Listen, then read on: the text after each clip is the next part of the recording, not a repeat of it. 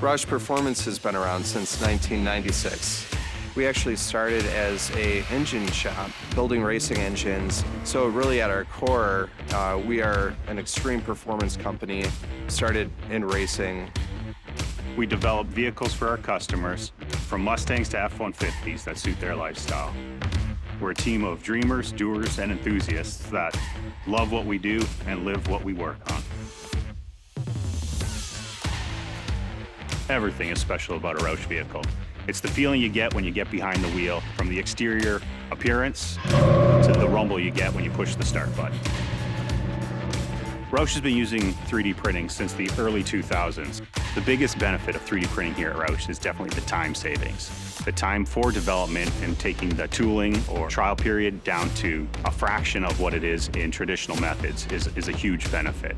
On the F-150 project, we had a late design change that we had to pivot very quickly on. We had to reposition the front camera on the trucks, and in doing so, the solution that we came up with and thought, hey, we can mock this up and try it, actually ended up being our production solution for the program. The reason we went with 3D printing is because of the time issue we had. We already had trucks in our facility to be built. We had product already there, all the grills. We leveraged our existing relationship with Stratasys, and that's where they introduced us to the SAF technology on the H350.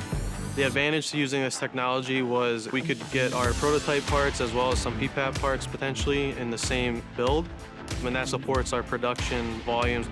We're able to take a 3 to 4 month project and get it down in about 8 weeks. So it goes right on the front of the grill here during subassembly. They're doing about 50 per week. Savings was not just with time, it was with money, because obviously we didn't have to pay to update any injection molding tools.